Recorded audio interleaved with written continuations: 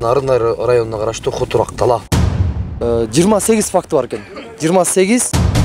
Кечирим сурап барсам, үйүнөн байкелер, инилер болуп туруп, мен арматура менен талкалап. Камчы менен чопканда башым жарылбай алган, бирок мында көлдөп чыгып кетти. Бияка эмнеге киргизбейт? Сот жок деп. Сот. Кыштай мал багып, кайра даже төлөп берип туруп анан аран кетишкен. Жана видеосын көрүп атпайсыңар, сүзүп кетти деп. Сүзүлүп өтүп кетем. Мисалы үчүн мен Идрис Сакып келип калтырды туруп кеткен, туурабы? Не, эйде ойлошуңуз бай. Жок, элдеген жок. Биринчи сурайлы. Сурай. Вот сиз туруңуз, мен Сурап келиңиз. сурап келиңиз. А силер деле жетиктесеңер билбейм. Гарантия деле жок. Мен 10 жылдан чыгам, 5 жылдан чыгам, көрөсүң, сүйлөшүп алам деп. Ар бир кыргыз аманаты манактын хан булгайланып калбасын деген деп өзүм жакшы билем. Урматтуу көрөрман, биз Нарын облусундагы Нарынай районуна караштуу Хутурак Тала айылына келе жатабыз. Хутурак Тала айылына келе жатканда эле ушундай баягы жол бар. Эми Акталага бараткан жолдор боюнча Жогорку Кеңештин депутаттары дагы бир топ маселелерди көтөрүп атышат. Бирок ал эле эске алынбай эле. Бирок аябай ушинтип туруп эле сүйүнгөн эле мынакей деп Хутурак Талага кирип баратканда эле ушундай чоң көпөрө бар.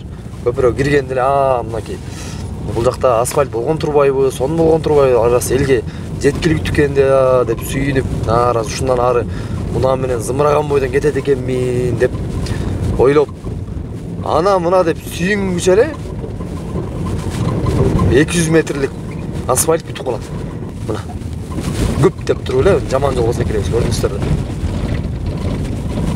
Мындан бир канча убакыт мурда бул айылда чоң ызы чуу болгон. Балким Идрис Исаковдун дагы YouTube каналынан көрсөңүздөр керек. Бул айылда бир үй бүлө бүтүндөй бир айыл менен каршы болуп, ал тургай ок чыгып, автоунаалар өрттөлүп, үй талкаланып, анысынан дагы эң маанилүүсү жапжаш жигиттердин ден соолугунан айрылып, баягы ок жегенден айынан азыркы күндө жарым жан болуп калган учурда.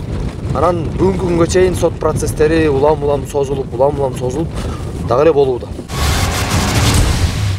Биз белгилеп айтып кетишибиз керек, бул айылдыктардын айтымында Кыдырмышевдардын үй бүлөсү буга чейин 10 жыл, 20 жылдан берки окуясы 28 факты бар экен. 28 ушундай ар кимди бирөөнү сабап, бирөөнү кодулап, бирок бардыгынан таза чыгып кеткен деп айтышат. 28 факты, элестетиңиздер. Бул факты акыркысы болуптур. Азыркы маселе 10 жылдап, 20 жылдап чогулган ириңдин жарылышы экен. Неге дегенде бул үй бүлө сүткорлук менен дагы алек болгон дешет. Эгерде ал акчасын бере албай калса, анын үйүнө алып барып, колунан жетелеп барып, үйүнө күч менен иштетип, малдарын жетелеп кетип, ушул сыяктуу дагы бир адамгерчиликсиз мамилелерди кылган дешет. Албетте бул айыл жашоочулардын айтымында. Эл тарабындагысын кандай эмне болуп конун, бул маселе эмне болуп жаралган, кимдер жабыркаган Кыдырмышевдардын үй бүлөсүнөн. Ошонун бардыгын биз силерге алдыңкы мүнөттөрдө толук кандуу айтып беребиз. Буга чейин бул айылдыктар менен да көп чырдашып жүргөн дейт да. 28.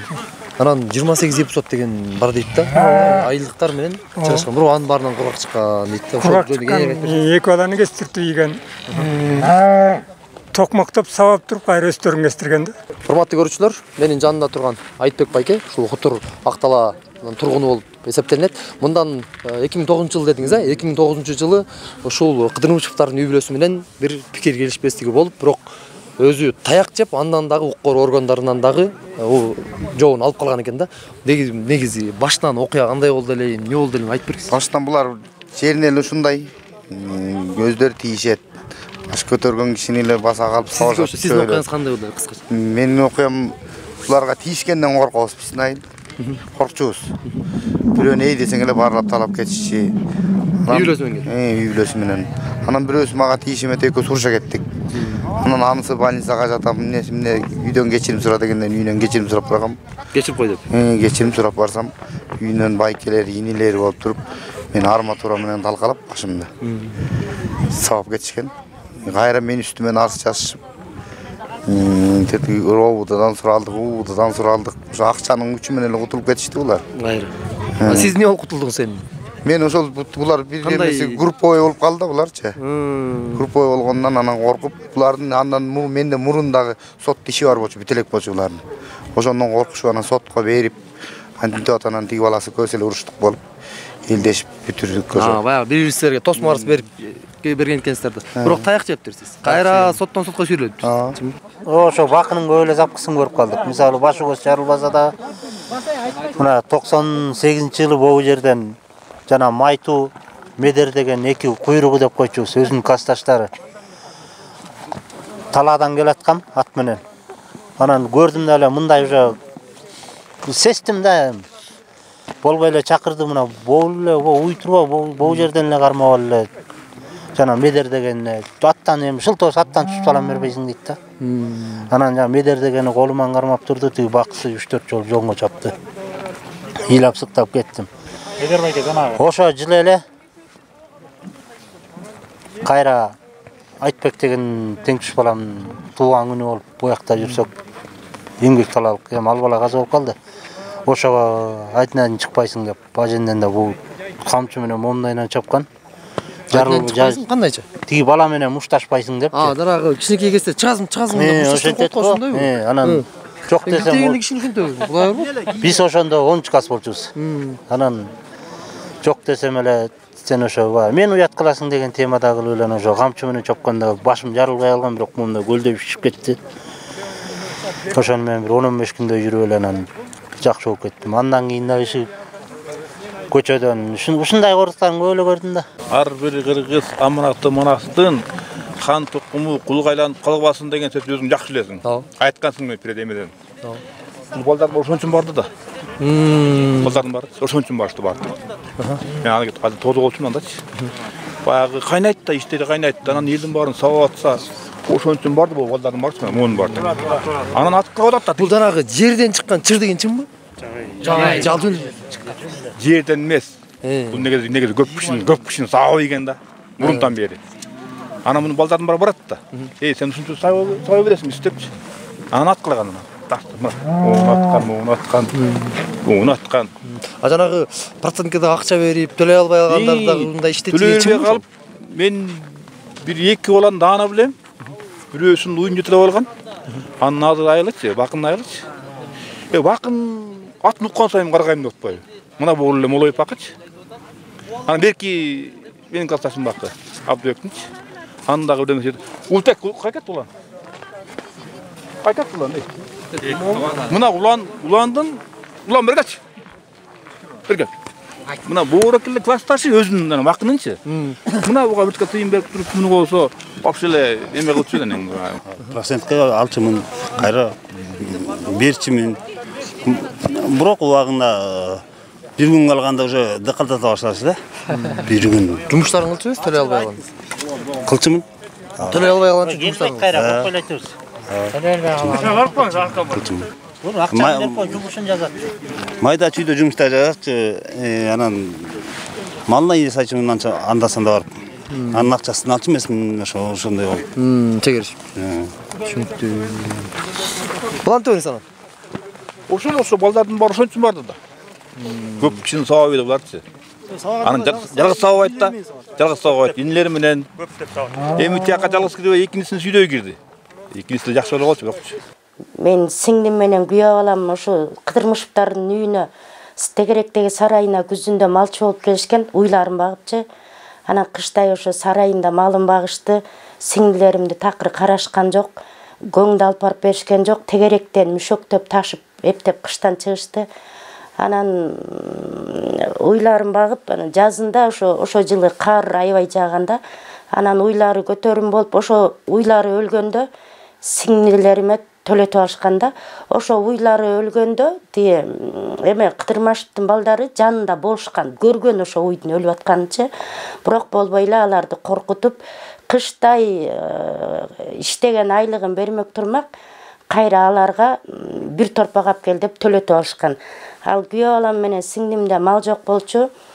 Аларды окаттарын бербей залог алып калышкан, аябай коркутушкан. Ар кимге чалсаңар антебиз минтебиз деп күйөө баламды коркуткан. Анан алар окаттарын ала албай биздин үйгө бир аз жүрүштү. Анан эчки башыдагы бир бажасыныкына барып, ошактан бир торпак алып келип анан беришти. Ордун анан ошондо анан оокаттарын алып анан көчүп кетишти. Анан ар кайсакка айтпагыла, айтсаңар антип кетем, минтип кетем деп күйөө балам менен сиңдимди коркуткан. Эч жакка кайрылган эмес, эчтеке бир сомду алган эмес. Кыйналып ушинтип эме кыштай мал баккан да. Кыштай мал багып, кайра даже төлөп берип туруп анан араң кетишкен. Алар кутулганына сүйүнүшкөн да, айлык алмак турмак. 3 кичинекей баласы бар болчу. Көңдү алып барып берген эмес, тегеректегилерден эме ташып, ат менен ташып жаккан, ал тегеректегилер деле билет. Урматтуу көрүүчү, биз Кыдырмышевдардын үйүнө келдик.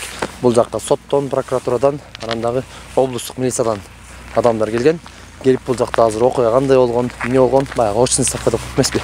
Ошол иш-чараларын жүргүзүп аткан учуру кандай болуп жатат, эмне болуп жатат, биз дагы бул жакта жабырлануучулар дагы бар, баягы ок жеген. Алардан дагы бир чиралардын ойлорун, пикирлерин угабыз. Бияка эмнеге киммен киргизбейт атасың? Сот мусат эле жок бул жерде. Сот? Ушул жерден тартсын, бияк судебный процессти өзү жүргүзүп. Сот өзүнүн залынан соттун кызы. Ошо сот процесс болуп атат бу жердечи. Ошо сот зал эмес, ачык сот отурма болуп атат мыяктачы. Ачык сот, мына ачык сот өзүңүз айтып атасыз. Ачык сот могу талаадан окуя болгон жерде кылып атат. Бу жерден ошо ачык сотто ойлоп атпайсызбы? Ачык келген жок. Көрдүңүздөрбү? Ачык сот болуп атат. Ачык соттун элин баары көрүш керек. Журналистканы төртчү берениз бар баки. Силер бизди туура түшүнгүлө, кылбагыла. Соттон уруксат берсин, пожалуйста. Уруксат сурап алайын бар. Өзүнө. Уруксат бер. Ошо өзүм барып уруксат сурап алайын. Тур. Не, эйде ойлошоңузчу баки. Жок, эйдеген жок. Биринчи сурайлы. Андан сурайлы. Фотосессия туруп мен сурап келиңиз. Сурап келиңиз. Ачык сот болгон болбойт да, закон бул, мыйзам бузулуп атат. Эми мен туруп турам. Жок, жүргөн жок. Жок, жүгүрбөйлүмүн деген. Менин келе профессия. Макулдуу кетпеди. Кетти ака.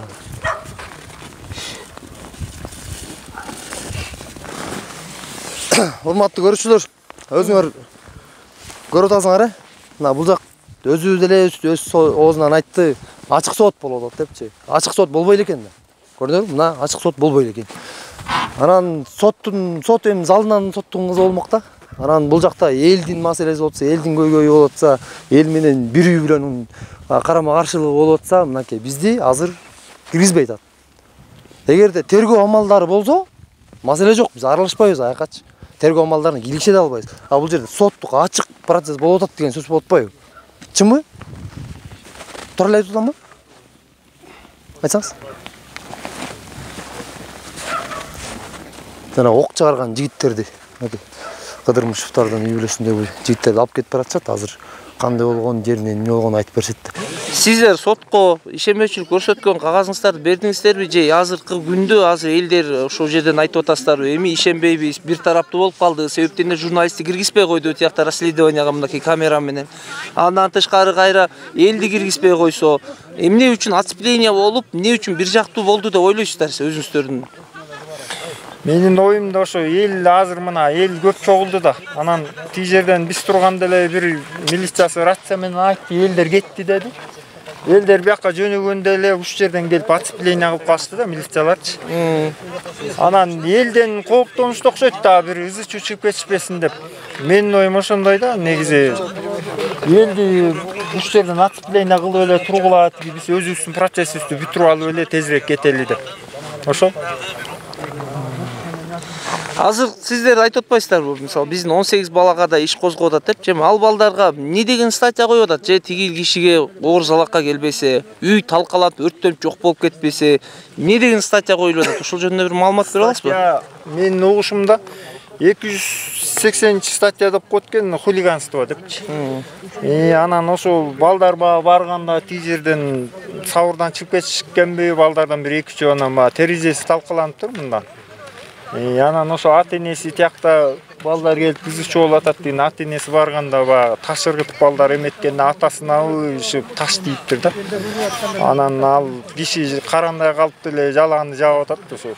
Мени сабап кетишкен анан балдар тигилер ушундай болгон деп, негизи өзүнө балдар таш ыргытканда таш тийген да. Ок жеген балдардын компенсациясы төлөндү беле? ок жеген балдардын компенсациясы төлөнгөн жок да. Төлөнгөн жок, э? Төлөнгөн жок. Ошол мынтык, мындайча айтканда курал жарак мыйзамдуу беле? Ошол мылтык биз жерден 2 мылтык табылган. 2 мылтыктын экөөсү документи бар экен.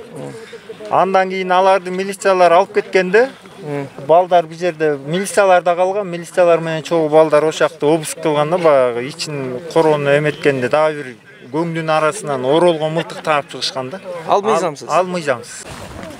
Азыр соттук териштирүү болду да.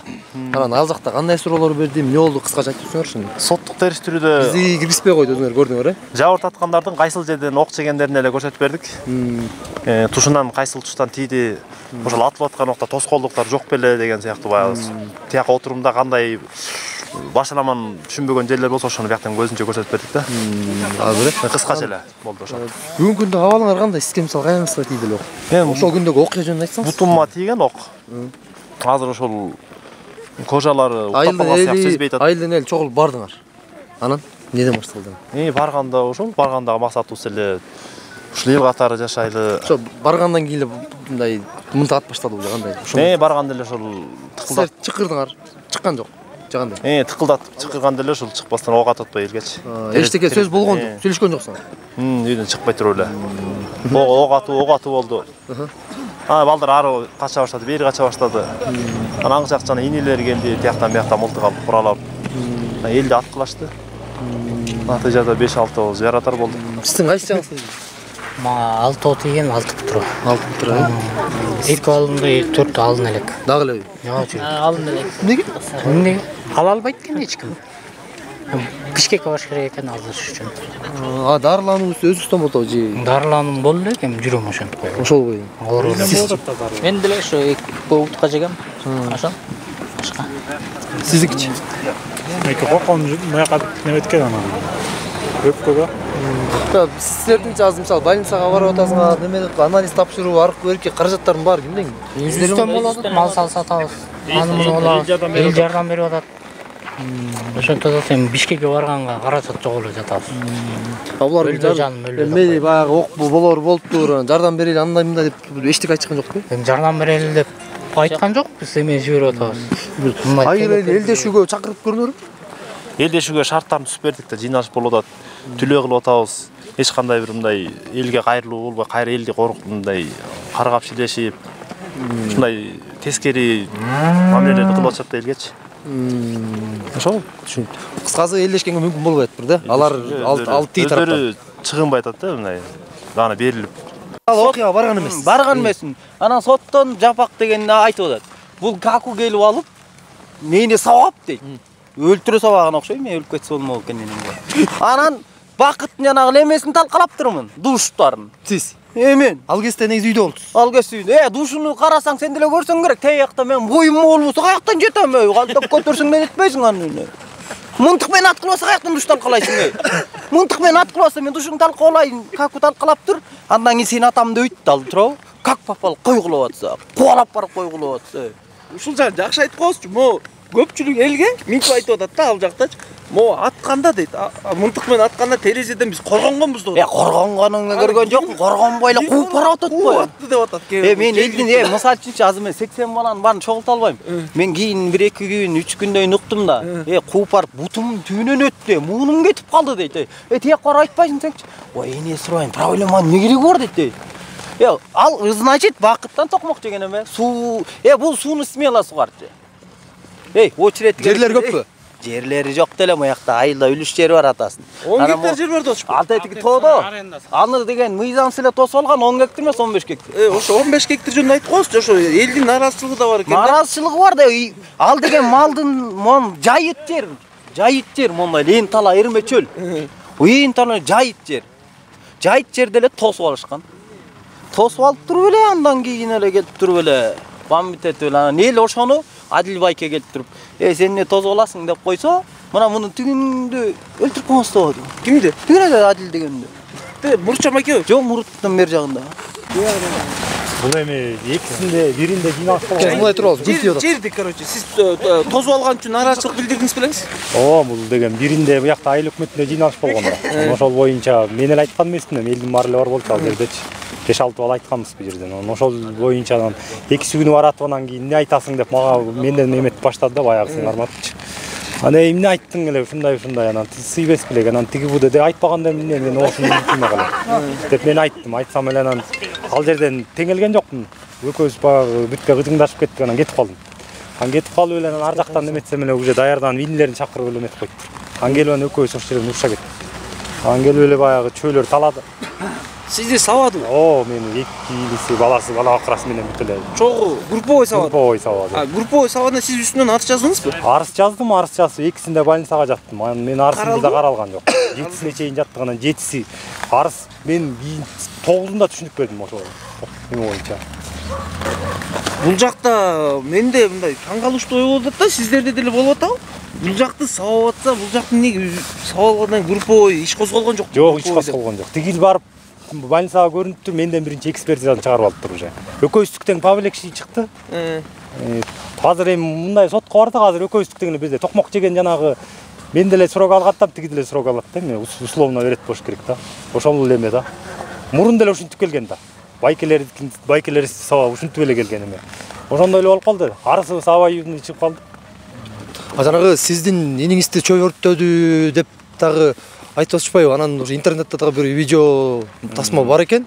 Ошо сүзүп сал деген боюнчачы. Сиздин иниңиз боюнча сөз болуп атат. О, бул деген сөзлөр өтүп кетем мына.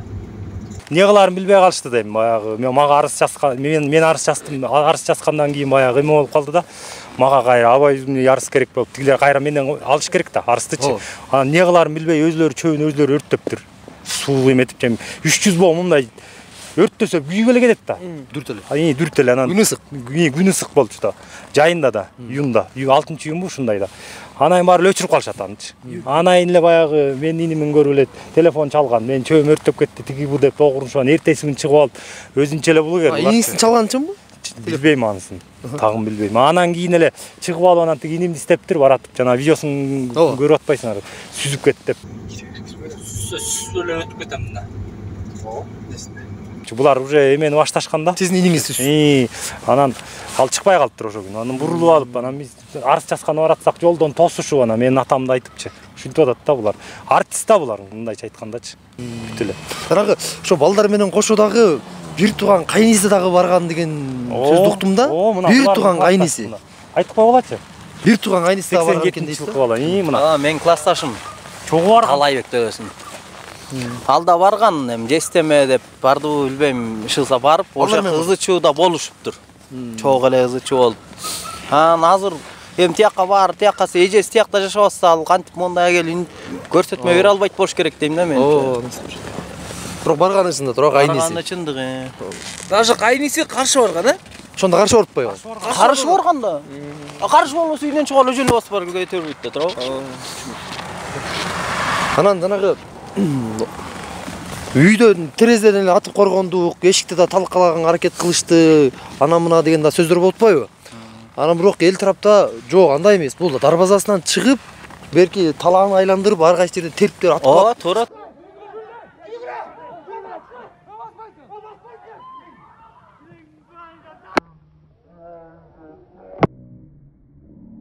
Үйүнөн чыгып эле дарбазасынан чыгып, элдер качат да мынтык менен жана элдин баары качканда. Качканда эле аткылап башташат, кууп. Кууп барып атканда буга тийет атпайбы, бутуна. Сагабы? Анан бутуна тийет атпайбы. Сиз ошо сиз кененирээк айтып берсеңиз. Мындай бир эле суроо да так. Алар терезеден аттык деп атат да. Коргондук, жанагынча киши келгенде депчи. Бул жакта эл айтып жатат, жок, ал эшикке чыгып колап жүрүп аткан депчи. Жок, ал мен чыгарганда ошо терезеден аткан. Биринчи башында. Биринчи башынан эле терезеден атат, ошо терезеден аткан ошо мага тийип атат. Эки бала атат. Жана ар жакта бир бала бар экен, эки. Үчөөнү кубалап. Ошого атат. Андан кийин сиз айтып атасыз, сразу менен атып баштадыбы же сиздер бир таш баш чаптыңыздарбы же тарсылдаттыңыздарбы, ошол жок, мен элде чогултуп мен барган эшикке кылган, чапканда жок. Жөнүнө турган. Жок, бул чөп чапкан, чөп чапкан. Мында турганда эле ошондо терезеден маңдайдан атты. Атканда бутка тийген. Сүйлөшүп болгон жок да кыскасы. Сүйлөшүп алган жок. Анда эле онда салабыз эле качтым, андай билбейм, андай эмне болгон. Анда эле эмесе. Алар да тиги больница алып кетип калышты, скорыйга салып. Азыр бизге апалар айтып атат да, атып ок жегендерди кайра сот үстүнөн иш козготот дейт. Ушул кандай баа бересиң сен? Силердин үстүңөрдөн кайра иш козготуп азыр. Кайра козготот. Хулиганство деп кайра козготуп атышпайбы? Силер жок сүйлөшүүгө барган жериңерден атып атат, Ал биз булар тыныштык жолунда барган, тыныштык жолунда эле анда мендер анда оюн деле жок болчу. Сырттан тияктан сотто отурсак айтып, сырттан келип аткылашты. Сырттан эл аткан жок да. Жанагы чабала атканда жанагы жөнүнө турабы. Бирөөсү жабырып катмакта, алмакты, бирөөсү өлмөктө. Сырттан мындай болгон. Бунда жакшы бул ок тийип калып, алдын ала билбей калган окшойт да. Сырттан эме кылганда 7-8 ок табылган. Гильзаларчы, жана 7-8тен көппү? Мен жок болчумун да, просто билбей атпайм. Ошону бир примерно мындай кылып коелчу, 15 деп коелчу. Ошонун көп балдар айтат. Бутумдун түбүнөн өтүп кетти, жата калдык, тордон секирип качтык депчи. Бул деле эме болуп калды, шокко түшүп калып анан терезеден аттым муну же келип жанынан атсалы ким билет мунучу. Кудай таалам эле билбесе анан тигилер эле билет да. Жөн эле бул эме болуп атпайбы азырчы, шок состояниеда. Азыр биздин айылдын любой баласына барсаңчы, камераны көргөндө качат тетине, бырып жоголуп кетет, чын эркекче эле. Неге?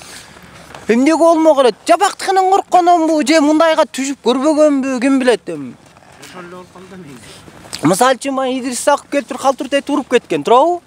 Ошондо эле качып жүрүшүптүр. Мен жок болчумун мына жерде. Ал Идрис Сакып кандай болуп калды? Айтып берсиңи. Жакшы айтып берсиңи. Жакшы айтып бергендечи. Жанатан Мерле наразыбыз. Наразы болот дейт. Элди күнөөлүк кылды деп айтып келет. Айылды биринчичи.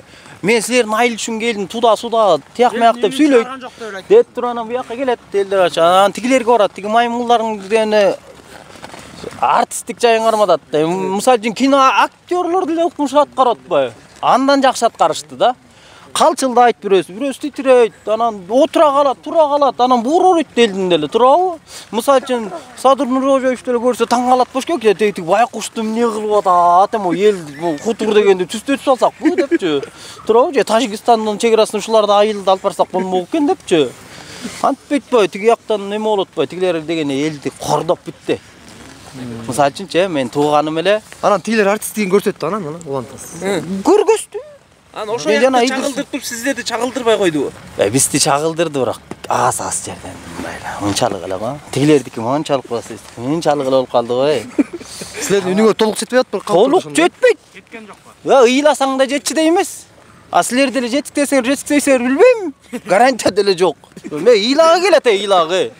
Сот процессине барганда дагы элдерден азыр угатабыз. Сот процессине барганда дагы бирөө ачыгыраак айтып бетине коюп андай эмес болобу, мындай болобу десе, кайра келип туруп иш козготуп атат, үстүнө арыз созот дейт. Жок, андайды уккан жокмун. Тигиге барганда тиги тордун ичине отуруп эле, "Эй" десе эле тигилерин сийип салып, чишип салып эле коркуп атат. Ал мурун коркутуп койгон.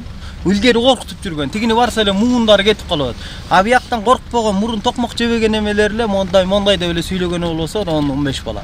Ошол 15-20дай бала. Эми ошолордун айтып койгон үчүн үстүнөн иш козгоп атат. Айтып койгон. Айтып койгон. Ошону айтып атам.